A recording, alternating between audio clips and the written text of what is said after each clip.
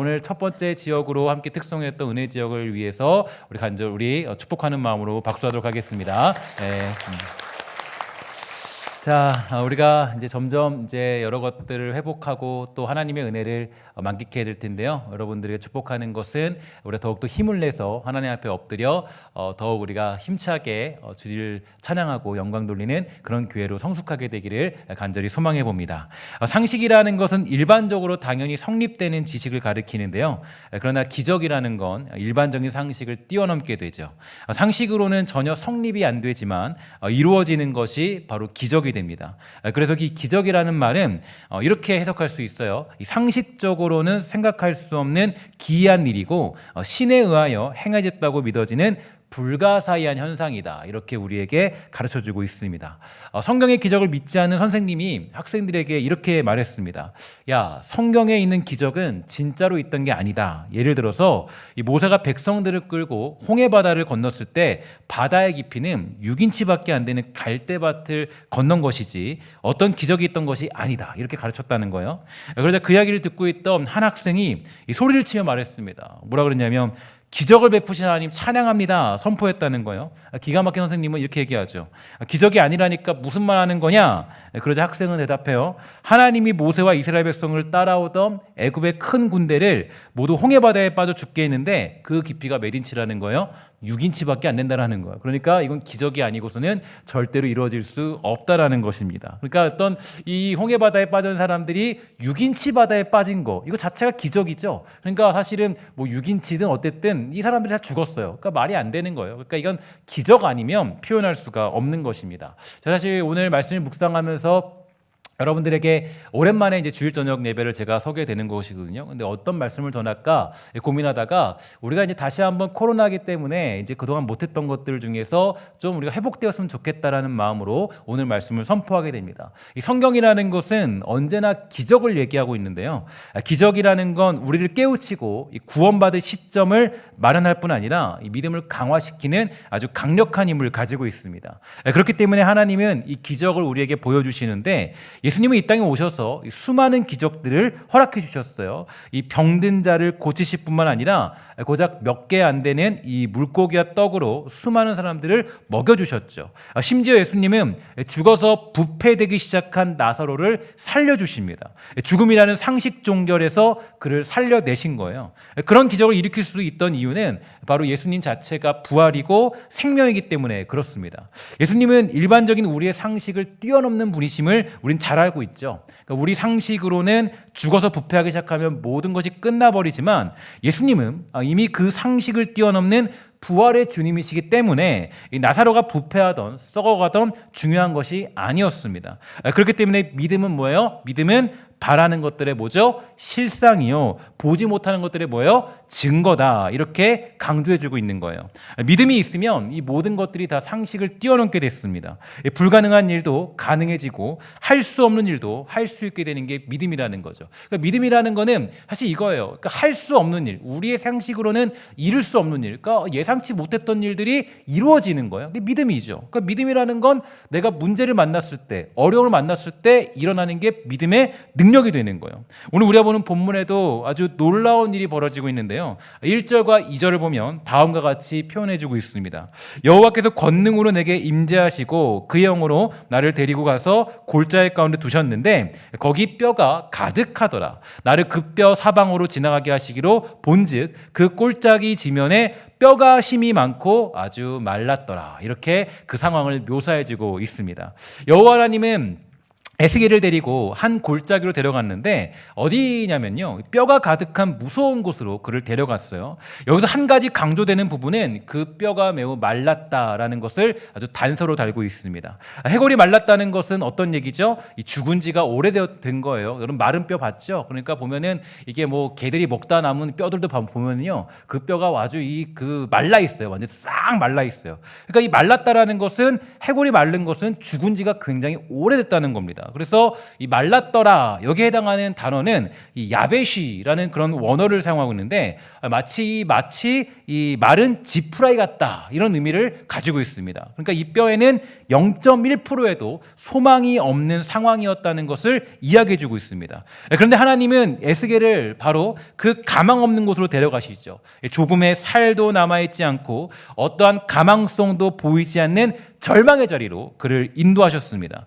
저는 이 말씀을 곰곰이 생각해 본 적이 있는데요. 왜 하나님은 아무것도 보이지 않는 절망의 자리로 에스겔을 인도하셨을까? 여러 가지 고민을 해봤는데 시대적인 배경으로 보면요. 현재 이스라엘 백성들은 그들의 죄악으로 인하여서 심판을 당한 상태에 있는데 문제는 그들의 입은 재난과 이 상심의 폭이 너무 컸기 때문에 하나님이 보여주시는 회복에 대한 약속과 소망을 받아들일 수 없는 상태였습니다. 그렇지만 이 절망의 자리는 어떤 곳이에요? 절망의 자리야말로 하나님의 기적이 일어나는 자리이고 하나님이 어떤 분이신가를 정확하게 보는 자리가 되죠. 그럼 기적이라는 거는 뭡니까? 따라합시다. 기적은 상식을 뛰어넘는다.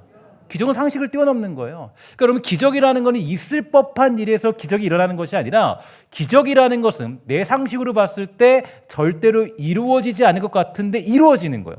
이게 우리의 믿음이죠. 그러니까 우리가 믿음으로 구원받는 것 이것도 사실 기적이에요. 그러니까 기적이라는 것은 내가 기적이라는 건 상식을 뛰어넘는 일. 그러니까 내가 상상할 수 없는 일. 예를 들어서 내가 이 시간 기도했는데 나의 기도를 말미암아 저 외국에 있는 저 나도 모르는 사람이 구원받는 거예요.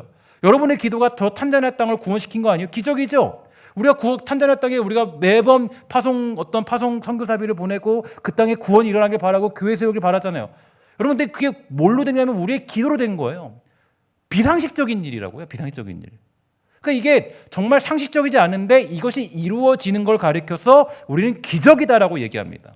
기적은 우리가 할 수 없다고 생각할 때 이루어지죠. 그렇기 때문에 이 기적은 이 썩고 부패된 절망의 자리에서 이루어지는 겁니다.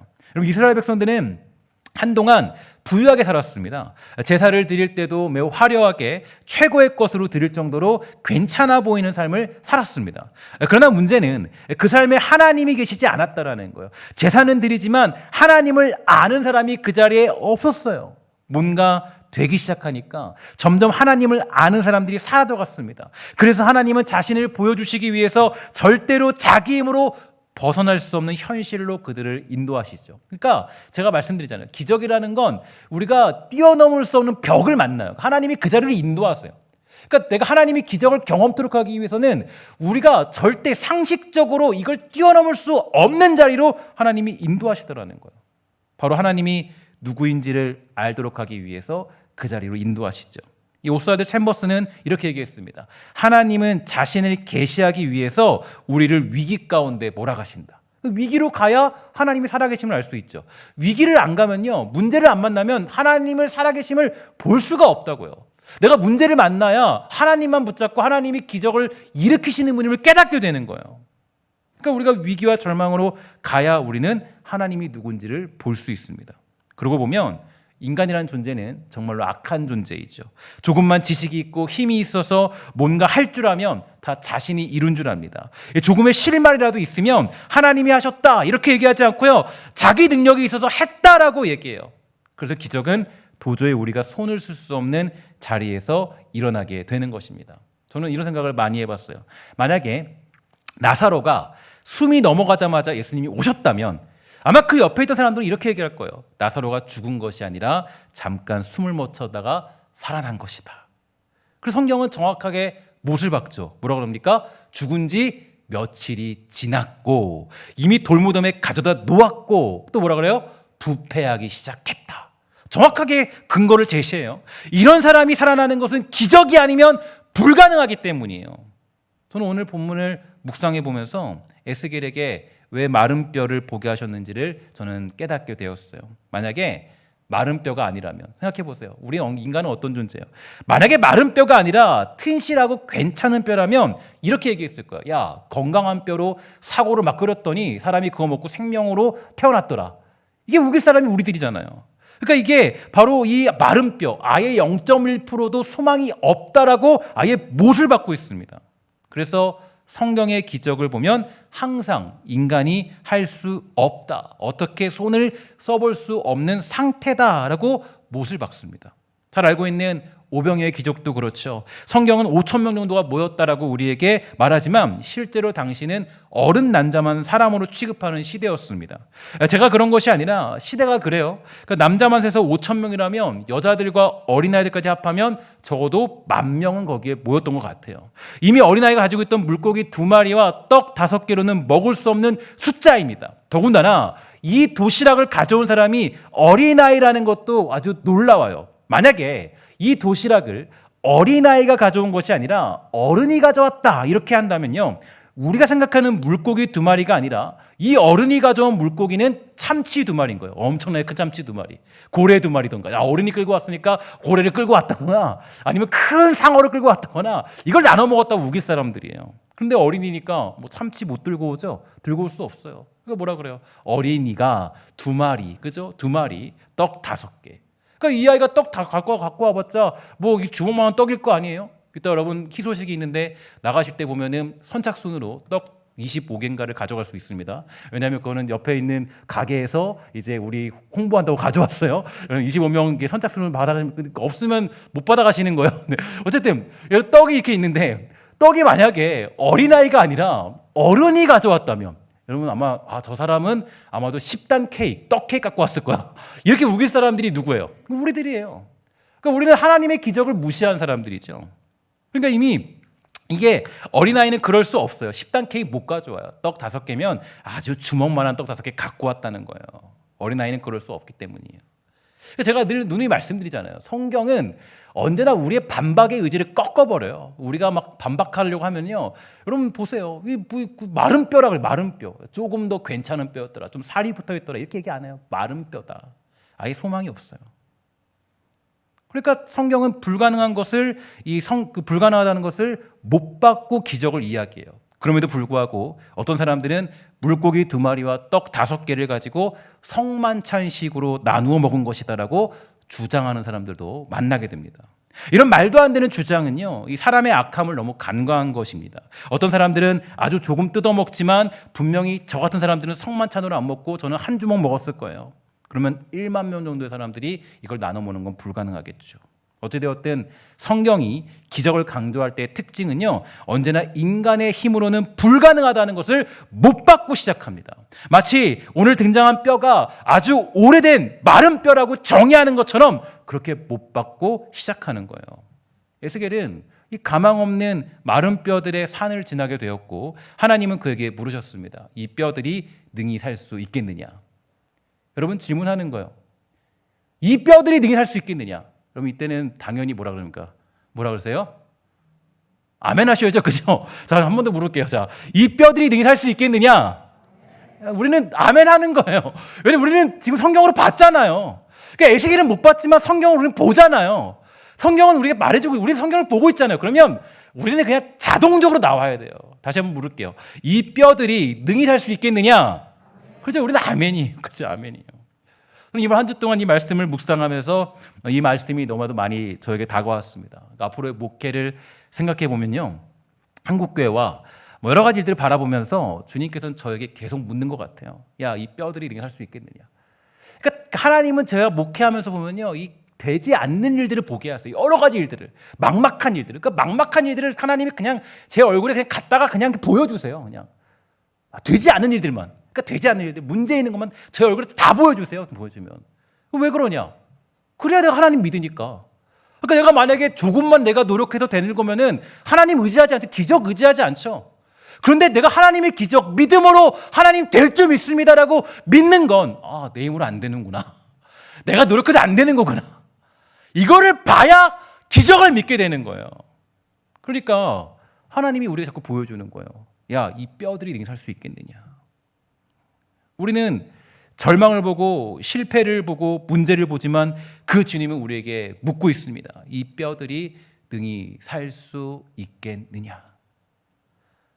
그래서 사실 이 사역이라는 건요, 제가 보니까 절망을 보는 거예요. 그러니까 처음에 사역을 제가 보니까 뭐 할 수 있다, 할 수 있을 것 같은 조건, 이런 조건들 보면 사역 다 망합니다. 사역은 사실 절망을 보는 거예요. 절망을 보면 그 사역에 소망을 둘 수 있어요. 왜냐? 하나님이 기적을 일으키시니까. 내가 만들어낸 게 아니잖아요. 하나님이 기적을 일으키시니까.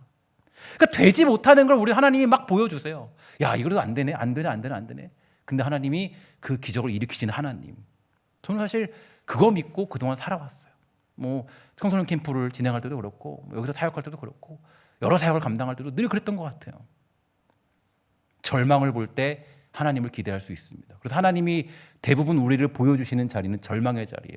야, 절망의 자리지. 너 나 안 믿으면 기적이 일어날 수 없다. 종종 어떤 사람들은 얘기해요. 교회에 문제가 많아서 떠나야겠습니다. 저 사람이 변화되지 않으니까 교회를 떠나야겠습니다. 그럼 물어야 돼요. 당신은 도대체 뭘 믿는 겁니까? 우리는 누굴 믿는 거예요? 우리가 보통 보면 뭐 교회를 떠나야 된다. 뭐 교회가 문제가 많다. 이거 안 돼. 그러면 우리는 도대체 뭘 믿는 겁니까? 우리가 믿는 건 뭐예요? 기적의 하나님 아니에요? 마른 뼈들도 능히 살 수 있게 하시는 그 하나님 믿고 있는 거 아니에요? 그러니까 사실 문제가 많은 건 축복이에요. 교회 문제가 많다. 축복이죠. 왜냐? 일어날 기적이 많기 때문에 그래요. 교회가 여러 가지 부족하면 축복이에요. 왜냐? 기적이 일어날 자리가 많기 때문이에요. 마른 뼈들이 능히 살 수 있겠느냐? 그럼 뭐라 그래야 된다고요? 아멘. 우리는 그 기적 보고 살아가는 거예요. 예수 믿고 살아가면 그 기적 보고 살아가는 거죠. 내가 교회 생활을 하고 신앙생활을 한다는 건 그 기적을 믿고 안 되는 중에도 하나님의 기적을 믿고 살아가는 게 믿음의 생활이 되는 것입니다. 문제가 없으면 기적은 일어나지 않죠. 그래서 문제를 보고 시험 들었다고 한다면 그건 하나님이 아니라 자신을 믿고 사는 사람들의 전형적인 모습이 되는 것입니다. 우리 교회도 뭐 해결할 문제가 많이 있겠죠. 저도 그런 문제를 만날 때마다 가슴이 철렁거리고 가슴이 두근거리고 도망치고 싶고 피하고 싶을 때도 정말로 많이 있습니다. 그러나 저는 또 다짐해요. 믿음의 눈으로 봐야 한다. 주님께서 저에게 매번 물어요. 야, 이 마른 뼈가 능히 살 수 있겠느냐? 이 마른 뼈가 능히 살 수 있겠느냐? 그럼 거기서 우리는 아멘, 하나님이 하실 수 있습니다. 이게 믿음의 고백이라고요. 그러니까 문제 앞에 섰을 때, 홍해 앞에 섰을 때 뭐가 일어났어요? 홍해가 갈라졌죠, 그죠? 홍해 앞에 선 모세처럼, 그죠? 골리앗 앞에 섰던 누구? 다윗처럼. 기적이잖아요, 기적. 그러니까 그 문제 앞에 서야 된다고, 문제 앞에. 그러니까 하나님이 여러분들과 저에게 보여주시는 게 다 문제예요, 사실. 이런 문제, 저런 문제, 저런 문제. 그러니까 우리는 문제 때문에 시험 들 것이 아니라, 아, 이 문제가 있으니까 이제 뭐 해야 돼요? 기적이 일어나겠구나. 이게 우리의 믿음이라고요. 이 문제가 있으니까 우리는 기적이 일어나겠다. 우리 교회에 문제가 있으니까 여기 기적이 일어나겠다. 우리 가정에 문제가 있으니까 기적이 일어나겠구나. 내 삶에 문제가 있으니까 기적이 일어나겠구나. 그런데 그 기적이 일어나는 유일한 방법이 뭐냐? 바로 말씀에 있죠. 말씀을 선포할 때 우리는 기적을 보게 되는 것입니다. 우리 본문 4절 함께 우리 선포하며 읽어보도록 하겠습니다. 시작. 또 내게 이르시되 너는 이 모든 뼈에게 대언하여 이르기를 너희 마른 뼈들아 여호와의 말씀을 들을지어다. 아멘. 즉 하나님이 직접 뼈에게 명령하지 않으시고 에스겔에게 하나님의 말씀을 대언하라 이렇게 말씀하십니다. 그래서 7절에 보면 이렇게 얘기하죠. 이에 내가 명령을 따라 대언하니 대언할 때 소리가 나고 움직이며 이 뼈 저 뼈가 들어맞아 서로 연결되더라. 아멘. 하나님의 말씀이 선포될 때 뭐가 일어나는 거예요? 기적이 일어나게 되는 거예요. 따라합시다. 하나님 말씀이 선포될 때 기적이 일어난다. 믿으십니까? 이게 우리의 믿음이라고요.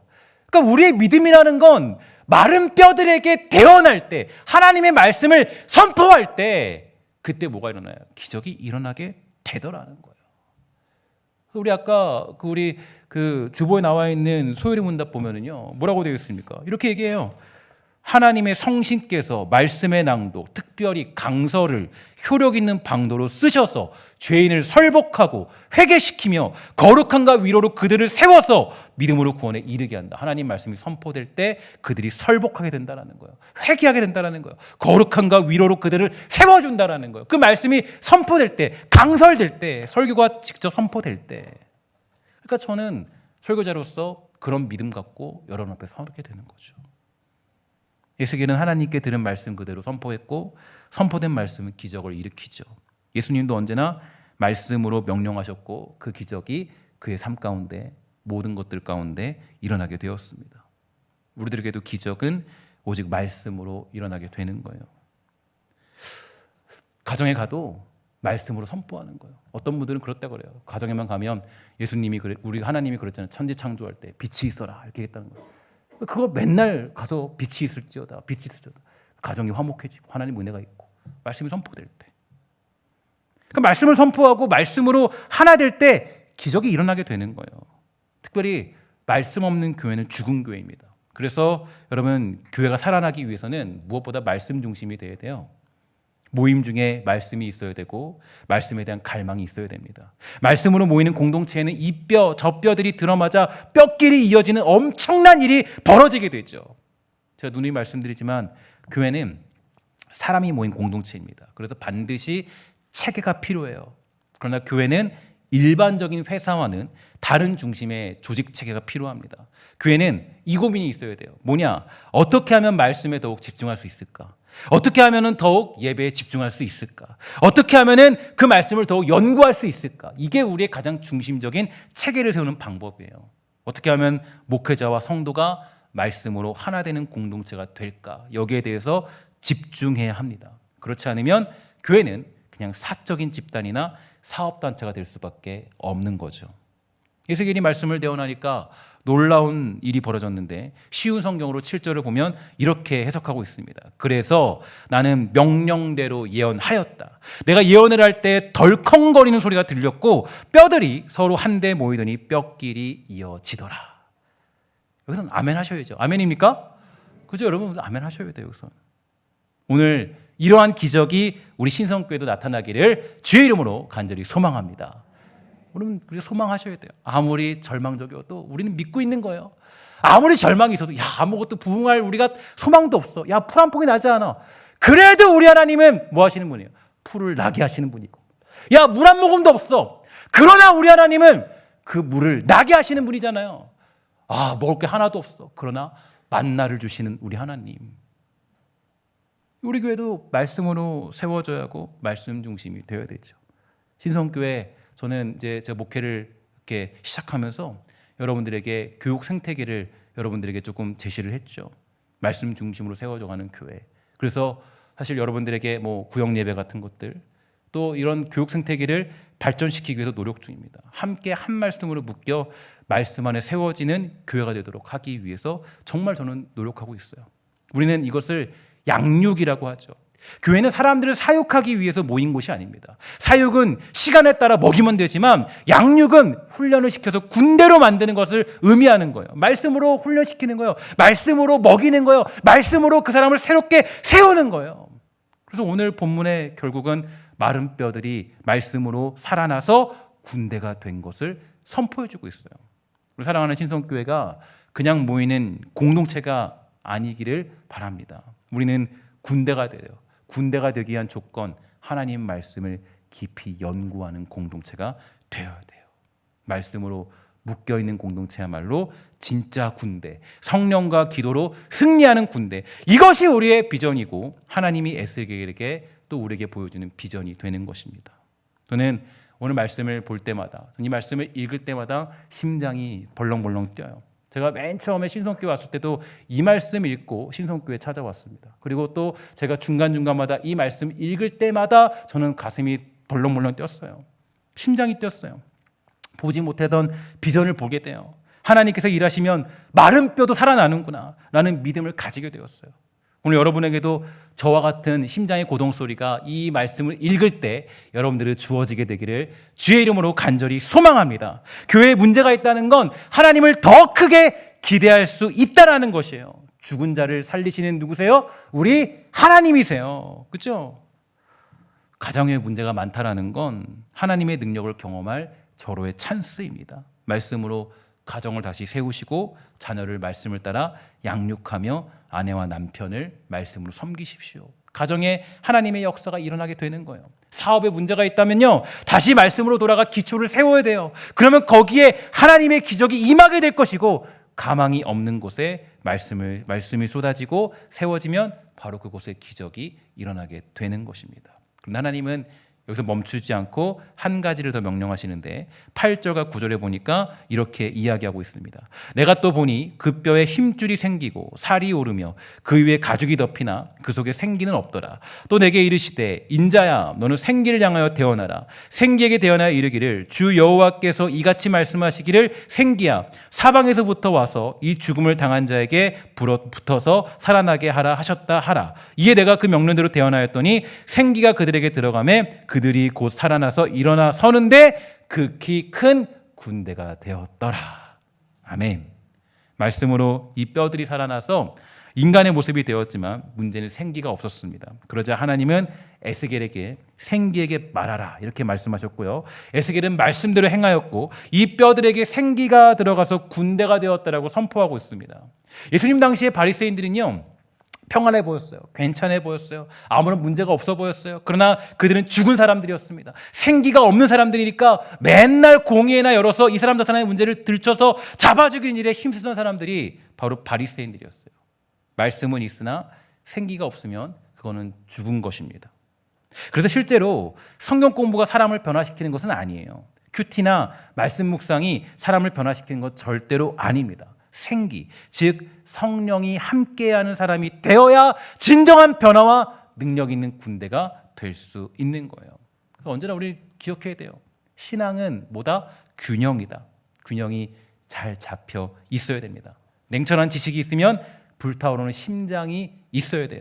한쪽으로 치우치면 안 되고 이 두 가지가 동시에 가야 됩니다. 이것을 쉽게 말해서 말씀과 기도라고 해요. 제가 지난 금요일에 말씀드렸죠. 우리가 말씀만 있고 기도가 없으면 하나님의 은혜와 능력을 경험할 수 없어요. 말씀과 기도가 함께 있어야 돼요. 왜냐? 우리의 마음이 부드러워져서 기도로 말미암아 나의 마음이 부드러워져서 그 말씀이 나에게 싹을 맺히고 나에게 그것이 틔울 수 있기 때문에 말씀으로만 모이면 결국은 바리새인처럼 되는 거예요.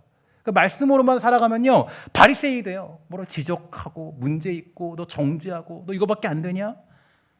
근데 또 기도로만 모이면 어떻게 돼요? 환상이나 예언 쫓아다니는 공동체로 전락하죠. 그래서 신앙생활은 항상 균형 감각을 유지해야 돼요. 저는 우리 신성교회가 말씀과 기도가 잘 균형 잡힌 교회가 되기를 간절히 소망합니다. 말씀과 기도가 균형 잡힌 교회가 될 때 우리는 군대가 될 수 있을 것입니다. 말씀으로 무장되어서 기도로 힘을 얻게 되면 어떤 악한 세력이 와도 우리는 그들을 무찌르고 이겨낼 수 있다는 것이죠. 요즘 이 시대는 복음을 선포하기 어려운 시대라고 정의하고 있습니다. 제가 이제 예전에도 늘 말씀드렸지만 이 미래학자들은요 20년 뒤면 기독교가 반으로 줄어들 거라 그래요. 그렇게 얘기해요. 이게 우리들의 평가예요. 아마 코로나를 지나서 더 이것은 심각해졌을 것입니다. 기독교가 반으로 줄어들 것이다. 많은 교회들을 들어보면 정말 반으로 줄어든 교회들도 정말로 많이 있어요. 아주 절망적인 선포를 다 해요. 심지어 알다시피 언론에서는 교회에 대한 평가가 정말 좋지 않죠.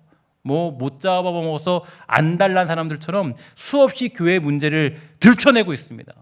마음이 더 힘든 것은 그러한 문제들에 반박할 힘이 우리에게는 없다라는 거예요. 그러나 여러분 말씀드렸죠? 절망을 만나면 우리는 누굴 기대할 수 있습니까? 기적의 하나님을 우리는 만날 수 있고 하나님을 기대할 수 있습니다. 그러니까 오히려 세상이 우리에게 절망을 주는 게 맞아요. 그러니까 절망을 주면 줄수록 우리는 감사해야 돼요. 왜냐? 하나님 어떤 하나님이세요? 하나님은 따라합시다. 하나님은 기적의 하나님이시다. 믿으십니까? 이게 우리의 고백이라고요. 우린 그래서 어떤 절망을 만나도 우리는 하나님은 기적의 하나님이기 때문에 두려워할 필요가 없어요. 오히려 더 기뻐할 수 있다고요. 하나님은 어떤 분이세요? 기적의 하나님입니다. 제가 그 대학교 다닐 때 그때 영성훈련을 했는데 그때 어떤 그 교수님이 오셔서 그런 얘기 했어요. 그 교회가 30년 뒤면 사라질 것이다. 저희들에게 신학생들이 와서 왜 그 소리를 하는지 모르겠는데 와가지고 신학생들 그때 막 불타오르는 심장으로 신학교 학생인데 우리 이렇게 교수님이 그랬어요. 야 30년 뒤면 교회 없어진다. 하면 교회 없어진다. 근데 제가 그때 들었던 게 2004년 5년쯤 됐거든요. 보니까 한 10년 남은 것 같아요. 그죠? 1년 정도, 한 10년, 한 5년 정도 남은 것 같아요. 그러면 이제 교회가 없어지나 보자. 그래서 제가 그때 당당하게 저는 그때 기억이 딱 나요. 제가 그때 딱 그 강의를 듣고 딱 나와서 친구들하고 그런 얘기 했어요. 야, 교회가 그 없어지나 보자. 두고 봐라. 하나님은 뭐 한다? 일하신다. 이게 우리의 믿음이죠. 그죠?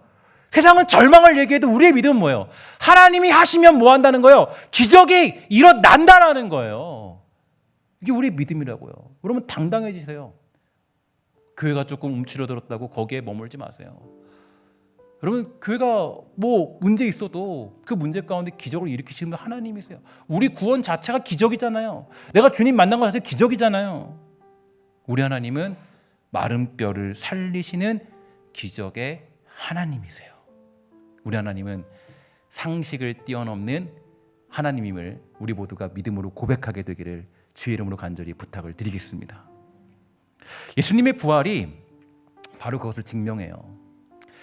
인간, 인류, 세상의 모든 절망은 죽음이라는 것에 귀결됩니다.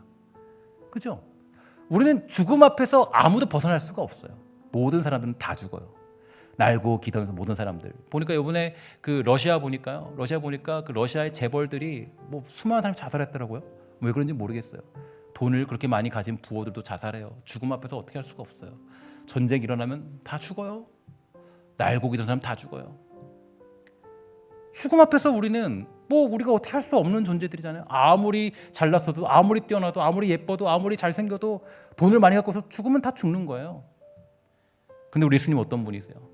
십자가의 죽음으로 사단은 끝이 났다라고 생각했지만 죽음은 바로 세상이 가진 상식의 끝이기 때문에 우리 예수님은 그 상식의 끝을 무참하게 짓밟고 부활하고 승천하신 분이 우리 예수님 아니겠습니까? 근데 우리가 무서워할 게 뭐가 있어요? 여러분 문제를 만나면 더욱 담대해지십시오. 저도 그런 결단들을 요즘에 많이 하고 있습니다. 문제를 만날 때마다 내가 움츠러들지 말고 더욱 담대해지자. 문제를 만나면 두려워할 것이 아니라 하나님이 기적을 일으키겠구나. 우리 코로나 시대도 버텨온 것도 하나님 기적 아니겠어요? 제가 2년 동안 있었던 일들을 많이 돌아봤는데 하나님 기적 아니면 코로나 시대를 우리 교회가 버티기 쉽지 않았어요. 여러분들 하나님 도우시고 또 우리 목회 환경을 도우시고 하나님 은혜 가운데 기적으로 말미암아 2년 동안 버텨왔잖아요. 그리고 지금도 우리 주님께서 살아계셔서 계속적으로 우리를 위해 기도하고 계시기 때문에 우리가 두려워할 일이 아무것도 없습니다. 오늘 우리 신성교회도 이 기적의 하나님을 만나게 되기를 주의 이름으로 간절히 소망합니다. 말씀으로 무장되시고 기도로 우리의 생기를 채우시고 그러면 우리 모두가 이 땅의 군대가 되어서 기적을 경험하는 믿음의 성도가 될 줄 믿습니다. 오늘 6절을 힘차게 읽고 찬양하고 기도함으로 마치도록 하겠습니다. 6절 말씀 다시 한번 여러분들에게 또 우리 교회에게 여러분 가정을 향하여서 우리 함께 은혜를 구하며 능력을 구하며 힘찬 목소리로 함께 읽도록 하겠습니다. 시작. 너희 위에 힘줄을 두고 살을 입히고 가죽으로 덮고 너희 속에 생기를 넣으리니 너희가 살아나리라. 또 내가 여호와인 줄 너희가 알리라 하셨다 하라. 아멘. 기도하겠습니다.